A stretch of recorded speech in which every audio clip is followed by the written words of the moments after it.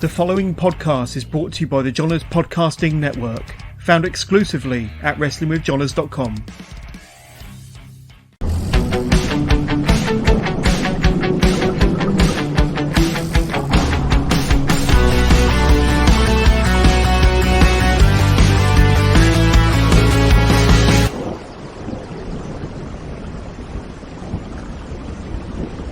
Hello and welcome to another edition of Wrestling with Johners, part of the Johners Podcasting Network.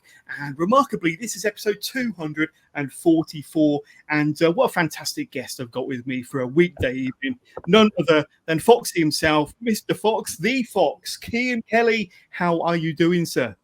Hey, good evening. How you doing, John? Thanks ever so much for having me on board. Brilliant. Yeah, no, it's my pleasure. So we can see you, we can hear you. This is going to be a really, really good interview. But you've come off the back of a really, really busy weekend. We're going to take a deep dive into your 2022 fairly shortly. But a busy weekend in Gloucester for Southwest Wrestling, in Trowbridge, in my neck of the woods, just around the corner for CSF. How was your weekend? I'm guessing you came out of the weekend unscathed and had some good action at the same time. Yeah, no, absolutely. Don't get me wrong. There's always the odd bump and bruise, but a few more whacks to the head. But needs some sense knocking into me from time to time. But it's can't complain from being busy. And it was a good couple of shows, and very much enjoyment on the road. Absolutely. And I know that you're originally from my neck of the woods. I mentioned Trowbridge. I live in Westbury. You're from Devices, which is a stone's throw. I used to work in Swindon, and you support Swindon Town. So we're kind of, in the same ballpark, so to speak. But Southwest Wrestling, or wrestling in the Southwest, has really come back strong, I feel, from the pandemic, from lockdown, when wrestling came back summertime last year. But give us your thoughts, give us your impressions on the wrestling scene since it came back out of pandemic. There's so many good promotions, isn't there? And you wrestle for many of them in the Southwest. Yeah, no, I've been very lucky, like you say. SWW, Evolution Wrestling, WPW in Cheltenham. CSF Wrestling. There's been a long stay in this area. Yeah. You've got the Immortal Wrestling. You've got Reach Wrestling, really far down south. There's possibly the others that will come to my head, but yeah, like you say, there's many sort of people getting lots of opportunities down here. The scene's starting to come alight again. I think after the pandemic, we all took a big hit, but it's nice to see the crowd starting to flow into each show, and I think it's only going to grow stronger and stronger. And it's exciting times down here. Absolutely. And you mentioned Reach, and if I'm not mistaken, you are one half of the Reach Tag Team Champions. And just to prove it, I think I've got a picture as well. So let's bring that up. But is that the Reach tag belt there, Kian? Yeah, you've got it. John, you could have got one with some abs in. I searched. I did have a good look. No, they're well hidden, mate. They're well hidden. But tell us about that, because Reach have really come into their own over the last 2 or 3 years. I think they're a relatively new promotion, but they're doing some great stuff down south. And like I say, you do lots of work for them. One half of their tag team champions, but a really, really good promotion. They got a great academy down there as well. Tell us a bit about Reach and how you got involved with them. Yeah, no, I mean, I've known the guys from down there for several years. I was good friends with Grayson Reeves and Jason King, and I've known them from sort of many sort of back in the DWA days, the Devon Wrestling Association. Yeah. One of my best friends in the business, Joel Redman, he's originally from down there, so a lot of people have come from his tuition and his leadership. But yeah, the guys obviously set that about themselves. They opened the academy. They've got some wonderful trainees down there, some very talented individuals. One that springs to mind is LA Taylor, in terms of a female talent. Brilliant. Yeah. Again, I've got LA on the show next month, so can't wait to speak to her. But yeah, she's a wonderful talent. Yeah, no, and obviously she's got a very unique look and a size for a female performer. So, I think the world's her limits, and I'm sure she'll start to appear on many more shows around the country. There's several other talents down there that I wouldn't want to dismiss. Too many to remember. Yeah. I've been very fortunate to work Joey Seven and Toby Valentine and have a part in their sort of introduction to the business. So it's been great to be part of that for them. But Jason King works very hard down there. Another good friend of mine, Eddie Ryan, is doing some coaching down there as well, which is a huge benefit to anybody in that area with his past experience. And Grayson Reeves has recently taken a little bit of a reprieve, but his hard work and Jason's hard work to get things going. So good luck to him, and hopefully they continue to grow. Absolutely. Now, I know that we're kind of nearly in the summertime over here in the UK, but I was expecting to see a little bit more of a tan, if I'm honest, Foxy, because you've just come back from Malta, haven't you? You've just come back from Malta, spent a few days out there. I know that you were out there for a couple of different things, but one thing you're out there for was Pro-Wrestling Malta. And I think that's Gianni Valletta's promotion, but a fantastic promotion out there. You got the opportunity with many of your close friends in the business to go out there and to revel in the festivities and take part in one of their shows. Tell us about your experience of wrestling over in Malta, because I think it was a debut for you. I don't think you've been over there before. So new fans, a new promotion, a new experience. How was it for you? Yeah, don't get me wrong. It's a huge privilege to wrestle abroad. Just full stop. It's a wonderful experience for somebody to welcome you into their country and look after you, accommodate you, fly you over. So I'm very grateful for that. And like you say, I got to share it with some very special people to me. But it was a cracking show. There was some great talent on the lineup, as you could see. In some of the pictures, will sort of illustrate how the evening went. But a very lively crowd. You can see that one there. My mate Joel's always got me back, and very fortunate to get in the ring with the Smoking Aces, who I'm sure everybody's very familiar with. Nick Riley and Charlie Sterling are two tremendous talents, and I know they're tearing things up at Progress and Rev Pro. So again, it's it couldn't have gone any better for me, apart from the result on the night, perhaps. Sadly. Didn't pick up the win. I'm gonna blame Joel for a bit of mistiming, maybe. Well, yes, but I've got to ask you, going over to a different country, making your debut, a lot of the fans might not be too familiar with yourself, might not have been too familiar with a lot of the UK guys that went over there with you. What's it like? I mean, what sort of mindset do you have to have going into a match like that, knowing that it's probably not just an ordinary match, but you've also got to bring along a fan base that might not have seen you wrestle before? And I'm guessing by the end of the match, they were all cheering for you and you'd kind of built up a new fan base over in Malta. But did you have to approach the match differently, knowing that you were going into an audience that might not know you at all? I mean, so if you like. I think you've got to adapt to any situation. I like to think as an experienced performer that you can, evolve in different situations. But there is a language barrier and potentially something different for them. I think there was just an aura of excitement because, Gianni Valletta has obviously brought in imports over the years, but he went out on a limb and brought in quite a significant number of, and it felt a bit of a sort of special occasion, a bit of a treat, and everyone seemed to buy into that. I mean, when Joel walks through the curtain, he's a very impressive specimen. I like to think that my gob gets me through most of the action. You said that on me. You said that on me. But no, I think I try to focus more so on the character element of what we do, and and I use that to my advantage to engage the audience as best as I can. But like a wonderful venue, wonderful nature people. They were very much into it as others. I mean, sometimes when you go abroad, from previous experience of wrestling in Belgium, it was really, really odd. Like the contrast, you wouldn't believe. Speaking to other friends that have wrestled in Europe, sometimes the fans are more about the appreciation of the skill element of wrestling, or they kind of wait for you to bait them for reaction. So to give you an instance, we were in like a tattoo convention surrounded by thousands of people in Belgium. And when they were watching the matches, it didn't matter whether you spine busted the guy, you suplexed the guy, you did the high spots. They were just quite happy to stand and watch, have their beer, converse with their mates, but then they'd applaud sort of at the end of the action.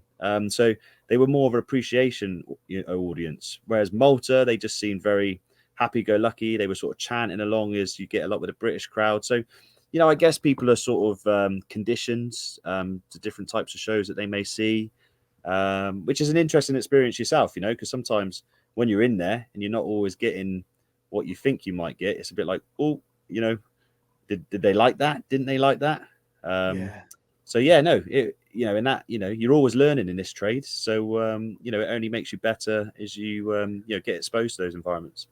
Yeah, absolutely. I mean, the only thing that I can kind of relate it to, quite possibly, is if you're wrestling in front of a family audience on a camp show, for example, that Yeah, might not be familiar with wrestling at all, and going in there, kind of, you know, them not knowing what to expect, and you having to bring them along essentially from scratch. Like I say, that working a crowd like the Pro-Wrestling Malta, who might not be familiar with you, maybe it's a similar mindset, having to bring them along from scratch, and by the end of it, they're kind of doing all the chants and you know, along for the ride with you guys. But I mean, we did speak a bit off air, didn't we, Ken? And I think the last time we kind of saw one another was in the same building as one another, was yeah, in the Cheltenham Town Hall.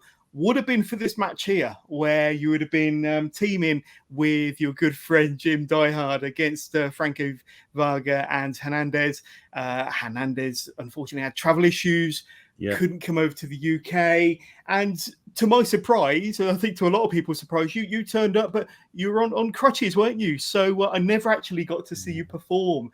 What happened? You were clearly injured, but it was a shame that I couldn't get to see you perform that day. Yeah, no, I appreciate that. It's a shame I didn't get to clock anyone around the head with a crutch either. But yeah, but no, really frustratingly, just you know, like some people might wonder sometimes, you know, we do training outside the ring, and Yeah.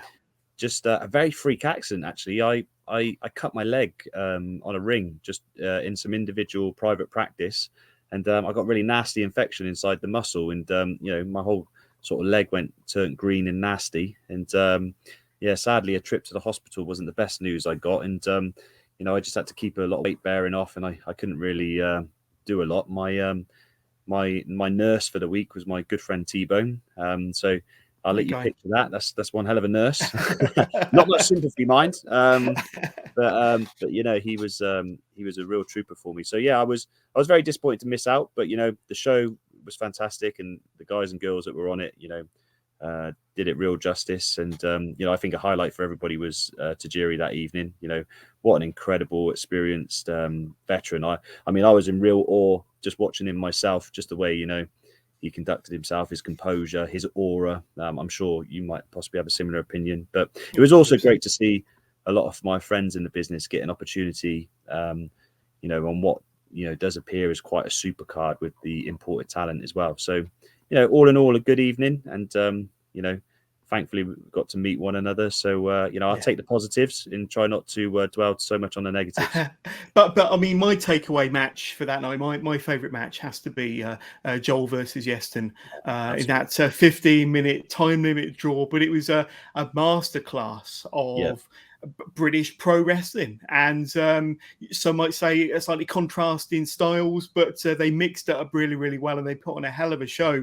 I'm sure you got to see that match as well, but that was just a masterclass in how to put together a match. And I think they transitioned both between playing face and heel several times during that match. So you never knew what was good. You know, it was just a perfect wrestling match. But what about yourself? Yeah, no, I mean, listen, John, I'm sure over the next hour, I'm going to be sort of, you know, as they say, dropping all the names. But yeah, now you just brought that up. I mean, the two gents there, again, very fortunate to be friends with them outside of the ring. I think it's quite common knowledge. You know, I might be quite biased with Joel. You know, Joel is a very good friend of mine, but as a performer, you know, to me, he's, you know, not one of the best in Britain, but one of the best in the world. And you know, he's been a personal mentor to me in the ring. You know, plenty of laughs along the way, but you know, he's had a huge part in my development, and you know, I owe a lot to him. And Yestin specifically, like a massive praise to him, because Yestin again is local to me, and you know, somebody I see often. He has an incredible physique, and I can only sort of attest to how hard he works to look like that. It's quite incredible, actually, when you get to see behind the scenes. And you know, typically, I'm sure he wouldn't mind me saying this, but that's not usually Yestin's pedigree of a match. No. And for him to go in there, trust me, wrestling Joel is no easy task. You have to up your game. Like, Joel is smooth, quick, intense. He's extremely, knowledgeable and gifted. So it's a test for any of us that get in there with him. And Yestin isn't necessarily always praised and known for his, sort of grapple-based tech stuff. But didn't he show that he could adapt on the night? He's got it in the locker. 100%. And I thought they brought the best out of each other. And it was, almost what people would judge as a contrast of styles, but actually what they pieced together and what they were able to portray, and what a great demonstration for British wrestling. So super chuffed for them, and I'm pleased that the compliments that you've lent, and I'm really proud of the lads for that, and fair play to them. Good job. Absolutely. Looking forward to seeing World Pro Wrestling on the scene sometime in the future. But I know that you were you gave me some notes, some little bullet points before we went live, before we started recording. And one particular interesting fact on there is that you wrestle 250 plus dates per year, something that you're particularly proud of, something that stands up to pretty much anybody's, a number of matches per year, pretty much anywhere up and down the land. But you do a lot of work for AllStar Wrestling, don't you? You do a lot of work for Welsh Wrestling as well. But that's a lot of reps. That's a lot of matches, my friend. You did mention that quite a few of them are camp shows, but that must keep you pretty busy. Yeah, no, absolutely. And like I say, again, it's a very kind feedback from you, but it's something I do hold really proud. I'm not afraid to admit, on any podcast or anything, I'm not the greatest with the internet. In terms of my own development as a performer, I could do better to reach out on social media and be more in the public eye. And it's very nice when you receive, compliments from peers or other people that may spectate. But I've been very fortunate to be in the teams of touring promotions and get lots of opportunities to work regularly, which I know, I don't want to sit on one of these and act all egotistical and be like, I do all these shows, blah, blah, blah, because some people, be it their social circumstance or their location, might not get that opportunity. So I am extremely grateful. And I also pride myself that I'm somebody that's able to, perform in that schedule and that demand. And it gets me, around and about, networking, seeing many different people, working lots of different people. So again, everybody in wrestling has different opportunities. Some might get, your WWE, some might have your Progress, some might have your Rev Pros and the high profile internet stuff. Others might be low key, but you've got to run with what you're given. And, I worked hard to get the spots that I'm in, and created the doors back in the day. So, and, it's been a journey, and one I'm very pleased to continue with. My body don't agree with me, John. Luckily, I've managed to spike my hair up a bit, but there is an ongoing bald patch here from a bit of stress in some of those travels. But I'm keeping my hat firmly on.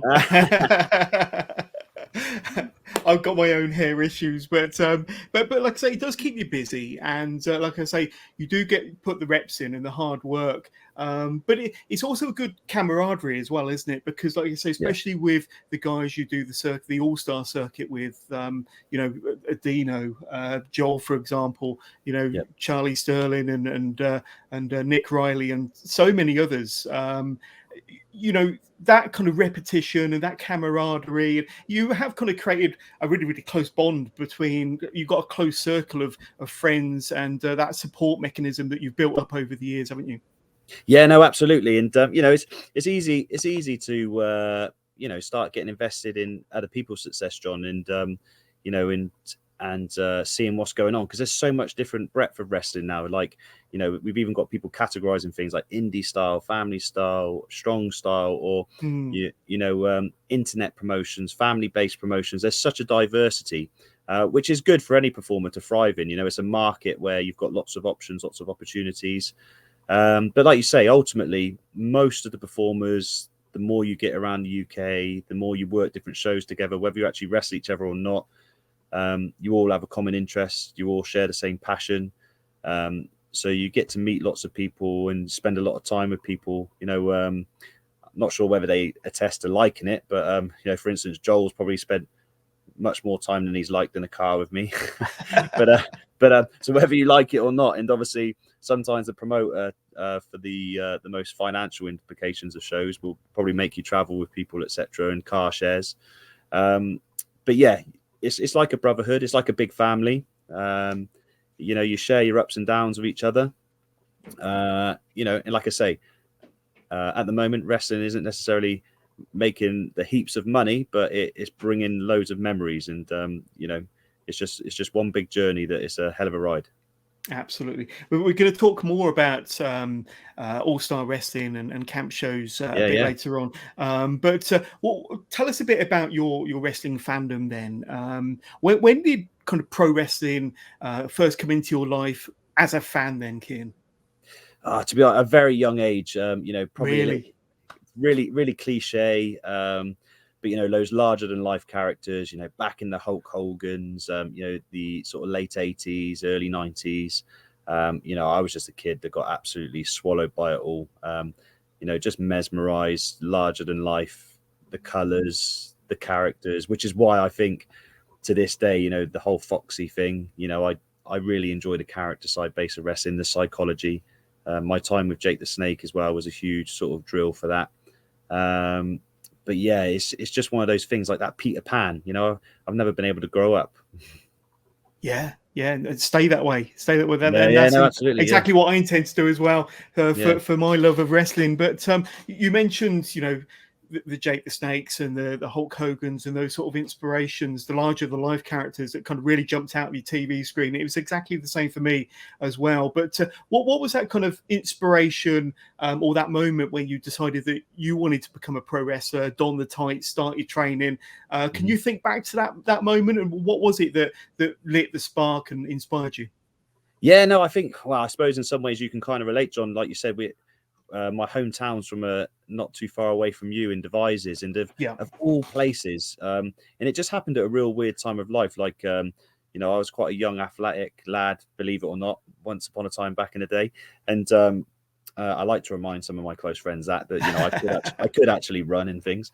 Yeah, so my rugby and football, you know, I was doing a lot of that as you know, as a young lad and in my teenage years. And when some of those opportunities started to close up and wasn't going too well for me, of all places in the world, Devizes opened up a wrestling school. It was just complete madness, and it was like it was made to be. Like literally, my mother, which I think she regrets to this day, showed me a newspaper article. The poor bloke on the newspaper article had his ear chewed off for hours and hours. And literally that was my way in. And, you know, I trained for a good year before I went even anywhere near a wrestling show. Really? Wow. But yeah, no. So, you know, some of those old sort of stories you hear, again, I don't want to give it the whole, you know, I was treated hard and blah, blah, blah. They've all got it good and this, that, the other these days. But no, I was very much training on mats and floors for a long period of time, learning the ground basics of British wrestling. And then it was after about a year I got into a wrestling ring. A company called UCW gave me my opportunity many moons ago, and in the Trowbridge area. And there was various sort of different journeys with that. And there was a time when I did actually take quite an exile when I focused on a bit of education in my personal life from wrestling. And then it was Danny Boy Collins, the British wrestling legend that I bumped into, and a good friend of mine at CSF, Stuart Nat, wrestling promoter. He was in the area running shows. He gave me some opportunities and a door back open to, you know, really push for things. And Danny Collins took me under his wing and mentored and had additional hand in my training. And, you know, it all stemmed from there. So, yeah, the short story is Devizes. And, yeah, and that's why who would have thought it? Yeah, crazy. But again, you know, that's just how my stars aligned, and you know, it's fantastic. Absolutely. I just want to stick with your UCW days, because you did have some pretty standout memories there, didn't you? But do you remember some of your early matches and some of your early opponents? How were they when you did eventually get your break in your first couple of matches? Yeah, no, definitely. I always remember my first match. I mean, you might know the chap because he's still active and he's got his own training school now. But Mike Bird, Yeah, 2003. seen him wrestle many a times. Yeah. Yeah. So I think Mike started maybe a week or two before me. He performed on the show the weekend before. He was with some of the Welsh talent at the time. So my sort of professional debut, if you like, was way back then with him. And really, that's a great opponent to have your debut match against, for sure. Yeah, well, not so much for me because back then, Mike when he was younger was he was flying Mike Bird then, so he was quite the aerial assault, and he flew around the ring pretty good. And but yeah, fond memories of those days. And what was quite unique recently is with the Welsh wrestling team. Chris Recall is sort of the last few years got back on a full-time performing schedule, and we worked together about 2 or 3 weekends ago, and we actually first wrestled each other in UCW a few times when we were like 17 years old, 16 years old. And then we didn't see each other for about 17, 18 years. And then really? all of a sudden, the last couple of years, we've been on some sort of tours with Welsh wrestling and stuff, which is just crazy. But just goes to show you how, fruitful and wonderful the wrestling world can be. But yeah, it was definitely... at that time, quite a pool for a number of talent that are still knocking around. Like somebody else that comes to mind, they eventually went into 4FW, but you had you guys like JD Knight, who was known as the mailman back there. When again, he used to fly around a bit more, but he's another performer that I really respect, and he's a really good guy. And I could probably talk for hours about those days. Well, I was doing some research, and I think a certain CM Punk and AJ Styles kind of got mentioned in the UCW days. What was that all about? I'm thinking if that was kind of like mid 2000s, they must have been not too long into their career also. Yeah, no, definitely. And again, I'm going to get some stick for this one because that's always my claim to fame. That's the big name drop because obviously they're so relevant now. Yes.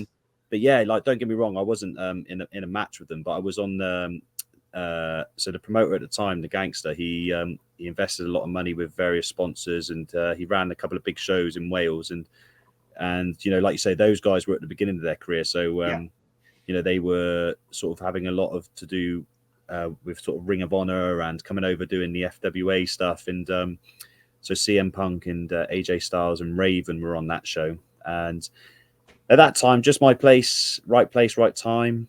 I was the guy that sort of played host a bit. I was the young boy, so I, went down to the food restaurant with them, got talking to them, and had a little roll with them around in the ring, warm up beforehand, hung out with them backstage, etc. But to me, it was a huge wow factor because even then, they were incredible athletes, incredible performers, and obviously they've gone on to have tremendous careers, but. Just to be able to say that you were once upon a time on the same card as one of those is, is a nice little pop. It's a nice claim to fame, isn't it? It's absolutely. Sure. You can hang your hat on that one. But of course, if I wrestled him, I would have beaten him, John. Well, of course, without absolutely. We're going to continue speaking in a moment. I do need to throw a quick sponsors plug to my sponsor, 1310 Apparel, who are the fantastic sponsors not only of this podcast, Wrestling with Johners, but the Johners Podcasting Network. And if you head over to 1310's store over at WrestleMerch Central, you can see a whole range of fantastic apparel, t-shirts, hoodies, caps, beanies, from their hardcore range through to their lucha range and their more traditional 1310 and Four Corners apparel. They do have a stunning range of merchandise over at WrestleMerch Central, and on the WrestleMerch Central store you can see the exclusive 1310 Heidi Katrina t-shirt, which is out and available now. And as a viewer and a listener to the Wrestling with Johners podcast, you can get yourself 10% off at checkout on any of that fantastic apparel just by going to 1310 Apparel store at WrestleMerch Central and using the discount code 1310WMC. So head over to WrestleMerch Central, search 1310. You can get there by going 1310.merch.global or just go to WrestleMerch Central and click down until you find 1310 Apparel and use discount code 1310WMC to get yourself 10% off. Keon, it's back to Yo. us. Yeah. And I want to talk a bit about, you said you had a little bit of a hiatus. I think that's probably about 4 or 5 years, wasn't it? What inspired you to come back into the game, come back into wrestling and kind of take it up again? Yeah. So, I mean, like I said, I had a lot of success in a short space of time. So back then when I was a teenager, we had like the wrestling channel. Yeah. We had those big shows, with these, Mick Foley's, the Sandman. We had, like the AJ Styles, etc., like we mentioned. And, at the time the FWA was booming. And I would say, like, me personally, I think they were the ignition of what we now call sort of indie wrestling. They certainly revolutionized the old British style into this modern style. There was a lot of things happening, etc. And then, when I sort of went to university and stuff in my personal circumstances and come back, it was bumping into Stu Nat at CSF, and he was running something local, and I gave it another stint. And I think the easiest answer to give you is just when I got in there and performed in front of my friends and family, I kind of realized a lot of the things, that old saying, you don't realize, what you had or how much you loved it until you lost it. Does that, Yeah. I don't quite know the actual cliche, but I think most people will get me. Absolutely. Because I'm a bit of a waffler, as you can tell. But but yeah, that show just brought things back to life for me. But it was a different mentality at the time. It was like, right, I'm at a different stage of life. I'm going to do this. And in my early years, I always, AllStar back then was the big deal to me anyway. You had the American imports coming over. You had the guys signing for WWE. The best of the best were there, in my opinion, and, to what was around at the time in the wrestling scene. And like a huge name to me. And again, I'm very fortunate to call him a friend, a very good friend. But, James Mason was, I consider him as Britain's number one and always will do. He was very much a mainstay of the All-Star team. But, like you said, you have the guys like Dino. You had your Frankie Sloans, your Tony Spitfires, you had Gangrels coming over, etc., etc., etc. And I was like, right, I'm going to do this properly. And that's where I want to be. That's my aim. That's where I want to get to. And Danny Boy Collins was one of the first ever wrestlers when I went to, my mum and my dad. They took me to Butlins when I was a kid, and I bumped into him, and I always remember him and his face on the program. And when I got the opportunity to get in his ear, he was like, right, what are you willing to do? And I said, anything. And he said, prove it. I've got a training school in Lincoln. You can come and train with me for a year. And I basically went up with him and showed my commitment and learned all that style from him. And he was true to his word. He looked after me. He mentored me. He got me an opportunity to meet Brian Dixon. He introduced me to guys like James, and he gave me the foot in the door. And it was typical Brian fashion. I think I turned up one day and he's like, oh, okay. And in that, that you probably heard the voiceover that many guys give. And 1 minute I was on the music, the next minute I was a referee, and then the next minute I'm on a 10-day tour with Tony Spitfire in the opener every night and getting a great wrestling education. And the rest is history. And I'm incredibly grateful to my time there. It's a place that I hold a lot of fond memories. And obviously its legacy and Brian's success as a promoter clearly demonstrates that. Absolutely. And you've not looked back since, and they clearly hold you in high regard because you're a regular on the All-Star roster up and down the country. But just correct me on my timeline here. Where does you mentioned Jake the Snake Roberts earlier on, Yep. and you spent a bit of time training with Jake at one point in your career, didn't you? Yep. When was that? And tell us about that experience, because to have Jake the Snake as a mentor, as a trainer, is a phenomenal kind of opportunity for anybody. And for you to say that you've had that opportunity, you've had that experience, is pretty mind-blowing. Yeah, no, absolutely. And again, to me, like Jake the Snake Roberts was my first ever Hasbro figure. Like my nan we had family in America. My nan used to go over and get them for me, and he was the first ever one. So it was very sort of and I used to love his stuff. I was captivated, especially all those promos that a lot of us can remember. But it was the best in the game at promos. Best in the game. Sends chills up your spine just listening to them today. No, absolutely. Like I totally agree. But yeah, it's just that was actually the UCW days, and I think at the time Jake had been over with AllStar. He'd had his snake pit. I think it's fair to say it's quite well documented, so won't really push on it. But he had his struggles and a difficult phase, so it was around about that era. But even so, the time that was spent with him, I can't really recall because it was a long back away back then, but. I remember quite a few training sessions with him. Very intense, very demanding. He focused really deep, a lot on the psychology and the character side of things, which is maybe why it relates to where my passion's driven in wrestling. But yeah, just a hell of a mind to pick. Some great stories, real different ways of doing things. Kind of showed that contrast between the British and American style. But it was just the reasons for doing things, and no wasted movement, the storytelling, the art of wrestling, if you like. And that there's some of those lessons that I always remember, and one I still carry with me to this day. And that was Jake always used to say to everybody, never go to a wrestling show trying to prove or trying to be the best wrestler on the show. Because it's likely you won't be. And he didn't mean it in a harsh way. He just said, always focus your mindset on getting the best reaction.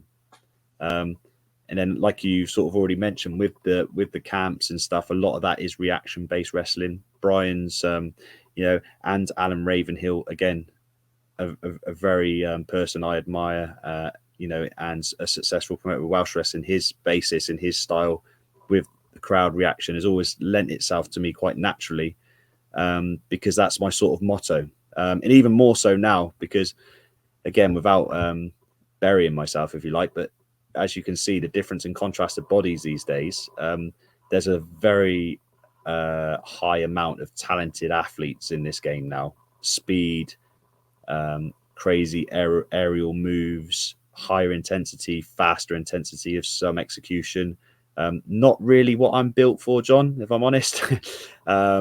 So, lending back to that reaction, the character, the psychology is where I like to think, is my strengths, and hopefully, still keeps me relevant to today, and allows me to offer something on the table still, So some of those lessons might definitely still benefit me.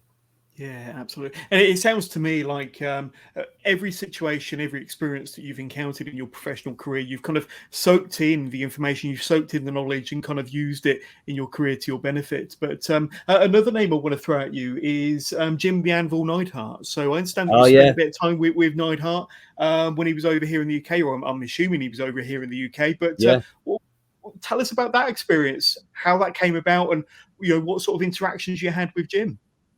Again, really, really good. Just going back what I said earlier, like I was fortunate at the time, I guess, just maybe because I drove, I was very enthusiastic, I was keen, and willing to commit and make sacrifices that, the promoter at the time, I was driving a lot of these guys around, I was getting to spend time with them in the gym. With Jim Neidhart, he was staying at a hotel, he'd pay for breakfast, I'd sit and chat to him, driving from show to show. Again, listen to some of his stories. But, what was amazing about him is he was actually really interested in some of the stuff I was doing at the time, like the athletics. And I used to do a bit of discus and shot put. And he was very much driven about the athletic side of wrestling from his background of football and his interests. One thing, that I always really admired him, he was really... what's the word? Sort of just really lovely and humbling about his family. Like he, obviously his daughter's in WWE now, etc. And he spoke of her so nice. But it was quite interesting to meet such a big, imposing man who had had all these successes, but so humbling at the same time, a family man. And again, somebody I used to watch on telly, and I was a huge Bret Hart fan, and obviously he's closely associated to that. But yeah. You can only learn from these guys, and you can only, you've got to be in awe with them. But at the same time, you need to be a performer on the night with them as well. So, they're part of the team, but, you just got to pick their brains. And again, he was just somebody that led by example. Again, somebody else I've been very fortunate in that same mold, Gangrel coming over for AllStar. just a really great character outside the ring. Very giving, very well mannered, very respectful, very knowledgeable, and even at his continuing age, will go out and steal the show every night. And I think it's just something that was ingrained in those guys from that background they had in the States, 100%. Yeah, absolutely. And I want to switch back to the holiday camp, Yep. holiday camps down, working the camps, because I've spoken to so many wrestlers that have done the holiday camps, Tyson T-Bone, Dino, you name it, and that they've been on the show and they've spoken about doing the holiday camps. Joel Redmond, of course, I've spoken to, Charlie Sterling and so many more. But it's an experience unlike any other. If you're new to the business, trying to find your feet, trying to find out who you are as a performer or as a character, the grind and the repetition, it really helps you to kind of hone your craft, doesn't it? And turn you into a better wrestler in a very, very short space of time. Kind of the rapid growth of a wrestler who does the holiday camps over one season can be phenomenal. But tell us about your experience of working the camps and how it's helped you as a performer. Yeah, just all positive from me, John. They've been some of my greatest memories, to be honest. Like I say, I'm sure you've heard from Dino. He really relishes in it. Like him and James, and Joel, they've done years of it. T-Bone, as you mentioned, again, another close friend, somebody I admire very highly, somebody who I think is an incredible wrestler and an incredible person. His run that he actually sort of ran with Brian Dixon and beforehand, etc., is the run that I would eventually take over. And Charlie Sterling had a role in managing as well. So it's nice to sort of continue their legacies and go along the same pattern. But, in regards to how it affects you as a performer, you're wrestling every day, possibly 2-3 times a day. You're catering for audiences that aren't necessarily wrestling fans. They're just there to be entertained. So, you don't always get out there and get that instant reaction, maybe like a Progress or a Rev Pro, that, they're there as wrestling enthusiasts. They're really excited to see people. At a holiday camp, you might have a mum and dad who can't stand wrestling, but they need something to entertain the kids for an hour. But actually, by the end of the show, it's the mum and dads that are jumping down. And for me, that's sometimes the best thing about it. Because if you can sort of suspend those people's belief or get them engaged when at first they may not have been, is an even bigger achievement. I think it's quite well documented. Again, William Regal is and Robbie Brookside, and NXT coaches like James Mason and Johnny Moss. They will always promote the camps as a huge learning curve for any wrestler that's aspiring to get to the top, because you work a demanding schedule. It hurts your body, and sometimes when you get to week 4, 5, 6, you've really got to dig deep in yourself. Danny Collins always used to say to me, like, he used to love going to the theatre, and he didn't care if the lead vocal had a sore throat that night. He was paying a ticket to see a best show. Yeah. So when you're doing these camps, you're there representing the company. You're there representing what you do. You're there as part of the core of British wrestling. And you have to go out and perform, regardless of how hurt you are, how tired you are from the traveling or lack of sleep, late nights, whatever. So it's a test of your resolve. It's a test of your personality. And, the other thing is it's a test of your wrestling ability, because, you need to be responsible for looking after one another, put on a show, obviously is worth watching. And the caliber of people that you'll work with, likely when you first start, are going to be a lot better than you. And that's the only way to improve. Working the T-Bones and the Joels, etc. I can promise you some of my early matches with them were probably stinkers. But, having done those repetitions and made the mistakes and learned through reps, now it's an experience where I like to think I've learned my lessons, and, now I can try and perform on their level as well.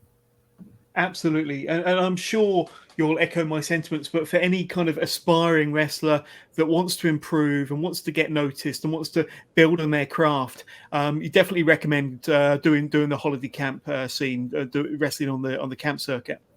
Yeah, I mean, that would be, if there's any advice I could give anyone, if you get the opportunity, take it with both hands. And the other thing I sort of touched upon, like, don't be afraid to wrestle people better than you or more experienced than you, because, and don't be afraid to fail. Don't be afraid to make mistakes, because that was always the beauty of the wrestling camps. Because, sometimes, say for instance, you were working with somebody, say you're doing the opener every day for a whole week. At the start of the week, there might be a few little things, a few little, criticisms of yourself you might get. If you're working with a veteran, they might pick up on some stuff and give you some feedback. And by the end of the week, you've got it nailed, because you've been able to, go through those processes. Like anything, like an apprenticeship in any trade, you learn by doing, failing and then succeeding. It accelerates progress. So it's an opportunity that I think anyone would be mad to miss or look down upon. Absolutely. And sticking with the holiday camp theme, you were recently part of a Channel 5 TV series, weren't you? Yeah. Based around the kind of the holiday camp season, and obviously following you as a pro wrestler on the holiday camp circuit. What was that? Or tell us about that experience, and how did that come about? How did they approach you? And crikey, it sounds like a great opportunity. Once again, more exposure, but a lot of fun. Yeah, like you say, the exposure point of view, like I was just really happy for Alan Ravenhill. Again, I really admire Alan as a person, and as a promoter. He's very successful, and he's built a really good dynamic over in Wales with his product and his tour and promotion. And it's nice that he's recognition. It was a program called Happy Campers. Happy Campers, yes. And they were very much just looking into British entertainment and the history of British entertainment on holidays over here, because obviously at the moment a lot of people weren't able to go abroad due to the COVID. And something I'm proud of and proud to be in a part of, again, with Brian Dixon at Butlins in the Havens, and obviously with Alan Ravenhill, with your Treco Bays, your Breens, your Creeleys. It's a part of our industry and a part of our legacy and heritage that I've been able to, have a real part to play. So when you get to show it off a bit, it was a real honour. Don't get me wrong, you get a bit of a stick from the boys. I didn't have my best hairdo that day. There was a few bold spot shots that they weren't afraid to show me. But yeah, the camera crew and the Channel 5 team were really intrigued to sort of learn about the art of wrestling. The crowd engagement. There were some nice shots of a lot of the kids sort of enjoying themselves. A lot of the interaction, sort of the boo yay chants, the foam hands in the air. And I hope it's just an art that's never lost, because again, that's something that I'm very passionate about. I know a lot of friends and fellow performers are the same. So it was nice to get that coverage, and of course, it's always nice to get something to plug on social media. Absolutely. Not everybody can say put on their CV that they've been in a TV show such as that. But speaking of the boos and the yays, I mean, I've seen a few of your matches. There's a lot of your matches available on YouTube, of course. And there's one match in particular against James Mason, a legend of the UK circuit. Absolutely love James. I know that he's a very, very good friend of yours and an integral part of your career. But it was quite a vocal crowd. There were a couple in the front row that were shaking their sticks and shouting at the bad guy, you being the bad guy, of course.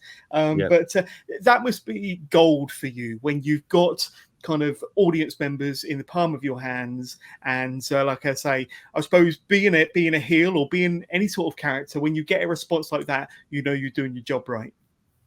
Yeah, no, absolutely. Like you say, it's that instant feedback. And, it's always been drummed into me, wrestling with reaction, Brian Dixon was, as many know, he doesn't always watch the wrestling. He assesses it on the noise from the merch table. So as long as the crowd's noisy and smiles on their faces and the fans are engaging, then he's a happy man. So if you can keep him happy, then that's ideal. But yeah, when you obviously have the role as the villain, you want to generate the heat, you want to get the reaction, you want to build the excitement. And it is an adrenaline buzz. I can't, I'm a real junkie for that sort of craving for that adrenaline rush. It's what makes it all worthwhile, and it's something I really enjoy. And I like to hope that I've got the knack of it. It still tests you from time to time, but when you've got people singing your praises or booing you out the building, you take both with the equal sort of measure that you've done a good job. It's part of the art form, isn't it? It's part of the art form of providing that entertainment and getting the reaction that you desire. But I want to ask you about the Fox gimmick now, and the character or the name Foxy, the Fox. What's the origins of that? How did that come about? Who gave it to you, or how did the Fox kind of come to be? It's quite a bit of a comedic story, but I just got a fetish for wearing fur, John. Well, I was going to ask. That was going to be my next question, but so in all fairness, it was almost like a Brian Dixon prank, but and like at first I hated it. Like I thought it was a bit of a rib, and because there was a few of those. Don't get me wrong. Like I've come out at Butlins before to Power Rangers, or and it's not the easiest entrance. And but when I was trying to sort of find myself or find my niche, and try and get my strengths, if you like, there was a time that Brian was sort of saying, you're just a somebody when you come up on stage. You're just like I needed something more. I needed something to go with. You just be like, you're just plain, boring. And then he called me the Fox because at that time in my career, I used to drive him mad. I used to chase Brian for work. I'd message him daily. He calls it miving is his term, but I was super keen. I wanted to be involved, whether I was wrestling or not, whether I could ref, if I could be with a team. I wanted to learn. So he said, I was a bit of a pest and a bit of a nuisance, and like a fox. So he's in that sort of stuck with him. So he called me the Fox. He gave me an opportunity to be a villain. So I went out and got the jacket, got the cane, put the act on, and luckily he liked it. And then you embraced it. Yeah.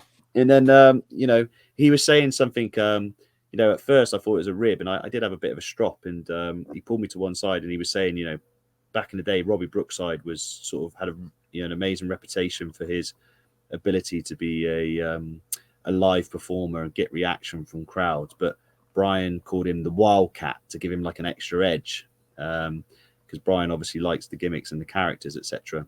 And he felt as though that sort of escalated Robbie even more so. So in some ways I like to think he was trying to help me, probably ribbed me as well, but trying to help me. And but yeah, it stuck. And then obviously the lads started calling me Foxy, and when I go to shows now, everyone's sort of Foxy and hello Foxy, and that's just kind of my identity in the wrestling world. So I've embraced it. I've stuck with it. You could say sometimes it's a little bit cheesy, so sometimes I've had to adapt it. But I love it. It's who I am. It's what I am in this game, and I continue to thrive on it. But it's part of your identity now, and you've embraced it. You've got the jacket there. You've got the cane. You've got the mug. You've even got the mug. Yeah. And, this is a present from LA Taylor. I've got my cushions in the background. There you go. So it's part of me.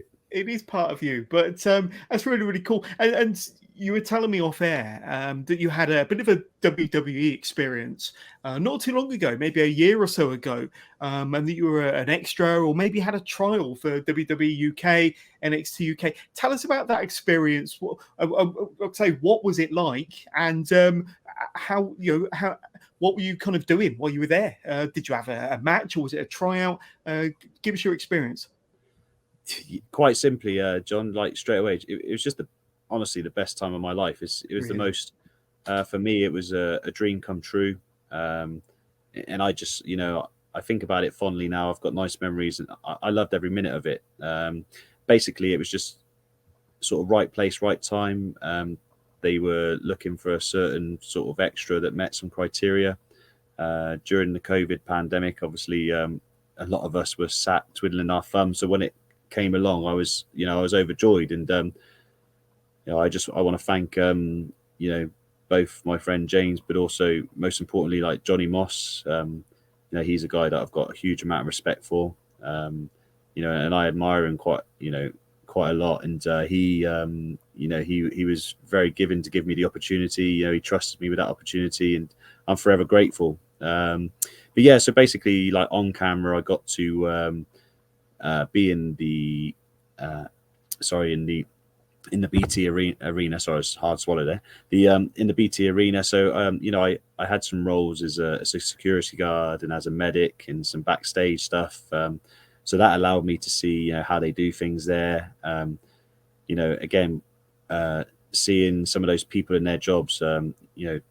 Johnny is like in a head producing role, like what he has to do in terms of putting the product on to such a high level. I was just in absolute awe and admiration of him. Like it was quite something to see. It's a very, people who work there and are in a very high pressure, demanding job, and it's very interesting to spectate upon. And then obviously you get to see how things are done and the levels of production, which was new to me. As you said, like I've done a lot of camps wrestling. I've wrestled in a lot of leisure centers, a lot of theaters. But when you see things done in a TV studio, it's a whole different ball game. And being around a lot of the performers, a lot of them I know I've either trained with, wrestled with, been on the road with, but seeing them all excel in their game, seeing them having to perform under those pressures, everybody's fighting for the top spot. Everybody's looking to give the best performance they can. It kind of reminded me a little bit, sort of almost the football and rugby days when the cup final sort of syndrome that people might be able to relate to, like, the pressure's on, the expectations there, the professionalism's very high. I just learned loads. In terms of the wrestling aspect, I got to train in sort of, if some of the exercises they use on the tryouts, and I got to perform in front of some of the coaches. Again, although James is a friend, like there he's a coach, and he put me through my paces. Even stuff like the conditioning and the fitness coach stuff was demanding. And the roles and stuff that a lot of people will see on the YouTube clips that William Regal often critiques, and Big Matt Bloom. And then again, when you admire people like Johnny Moss, etc., and you get to perform in front of them, you do feel an element of pressure. So I felt as though I had to up my game. I'm very grateful to my friend Yestin Reeves, who helped me with my conditioning and transformation plan with my body. He got me in great shape. I'm also hugely grateful to my friend T-Bone, who it was lovely to spend it with him. Like, obviously that's his full-time profession. Of course. But again, an excellent professional. He took me under his wing, and it was nice to sort of spend that experience with him, learn from him. And yeah, like I've just only got good things, and I could go on and on and on, but I hope one day that maybe the opportunity might come along again. Well, I was going to ask. I mean, that must have been a fantastic experience for you, a great learning experience. But maybe coming away from that experience, it maybe inspired you to, I don't know. You've had a great 2022 as it is, so I think your career is still on an upward trajectory, especially with the promotions you're performing for, the talent you're going up against, the performances you're putting in on a weekly basis. But did it inspire you possibly to take your career to that next level and maybe aspire to be a WWE performer one day? Yeah, no, absolutely. It's hard to go in there and have a taste of it and not honestly come away and say, more. we want more. But it's but yeah, I definitely got a bit between my teeth. I learned a lot about myself. Like I said earlier, you've got to sometimes, to find yourself or to get better, you've got to wrestle people better than you. And as you can imagine, there's some very talented people there. So most certainly, like, wrestling's a funny old game. Anything can happen. Sometimes you just need a door to open and you run with it. Sometimes you just need to be at the right place, right time. It's easy to beat yourself up about it as well. But you can only try your best. Every time you go in the ring, you can only apply yourself. And don't get me wrong, I would jump at the chance of a phone call came, and and I'll do everything in my power for as long as I do wrestle to try and keep performing and try and create that opportunity.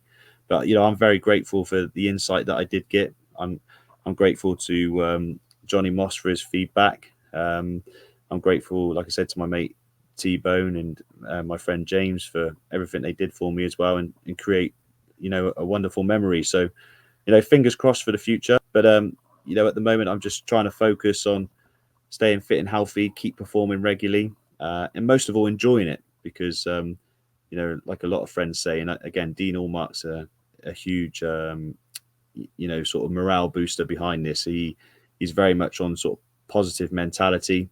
Because it's no hidden secret that a few of us are getting on towards the primes of our wrestling careers and moving on in age. But the passion or the bug doesn't decrease. You've got to keep pushing. You've got to keep evolving. You've got to keep adapting. I'm learning a lesson recently that when you're getting in the ring recently with guys like your DeReeses, your Dan Maloney's, your Smoking Aces, these guys who are in a fortunate position to be in these Rev Pros or Progress spots, etc. When you get in there, you've got to test yourself. You've got to step up. I've enjoyed the bouts I've had with those and others. And, who knows where that can lead. But, first and foremost, I pride myself on being a British wrestler, and I hold more so towards my heart and my endearment of what my peers think of me. I like to think that I've got, a decent reputation of being a good hand. So that means a lot. And, I've continued to try hard and keep that going. Amazing. Kian, it's been amazing speaking to you for the last hour. Time has absolutely flown. Sorry, I hope you're still awake. Most definitely, I'm absolutely intrigued. But before we go, I want to ask you if you remember your socials and where we can find you. If we want to reach out and say hi on Twitter, where we can see your Instagram, for example. If you've got a YouTube channel or any merch, the floor is yours to plug away, my friend. Oh yeah, no, I am on Twitter. It's at Kian Kelly _Fox, and on Instagram you can find me the Fox Kian Kelly as well. I've got to be honest, John. Like I said to you before, my friends will always laugh, and again, many of the guys in wrestling know I am completely useless with technology. Twitter, I tend to. I'm a very avid Swindon fan, so that's my sort of football and keeping up to date with the wrestling world, of course. Instagram, I'm still learning. Again, good teachers and good stuff on your Instagram page. Yeah, I appreciate that. Thank you. Yeah. I'm trying to keep plugging and keep sharing stuff that I'm up to, like many people do these days. I think it's such a crucial part of our wrestling industry and business these days. Something that I have been a bit under speed of, and I'm trying to improve upon. So I appreciate what you're saying, and I hope to continue to do better at that side, because gaining followers and getting more eyes on British wrestling is definitely advantage to your own career, but the whole industry is as a whole. So I'm glad everybody embraces it. But yeah, I can't deny that I'm useless at it, but I would appreciate follows or your interests if you are a fan. And it's all running along the bottom of the screen. So on Instagram and Twitter, just follow the Fox right now. But any plans on any merch? I think a Fox T-shirt would be quite good, quite popular with the family audience. Maybe I'll send you a muscle fit. Don't you worry, John. The nice bright orange one. But no, I did actually have prior to the COVID, I was all over that, and I think there's one somewhere in the sea in a container that never made it. But no, there is definitely some plans for the future, and I will up my game. But yeah, no. At the moment, a little bit quiet on that front. Let's just call that a work in progress. But I would be grateful to anybody that would kindly wear my brand and show that off and spread the word. That'd be very good. 100%. I could definitely see that doing very well at the merch tables. But the Foxy, Kian Kelly, thank you so much for being an awesome guest. And we'll have to do a part 2 somewhere down the line. But for now, thank you very much for coming on the podcast, my friend. No, thank you ever so much, John. And like I say, there's probably 101 people I probably didn't mention today that I probably, after watching this back, maybe wish I could have done and should have done.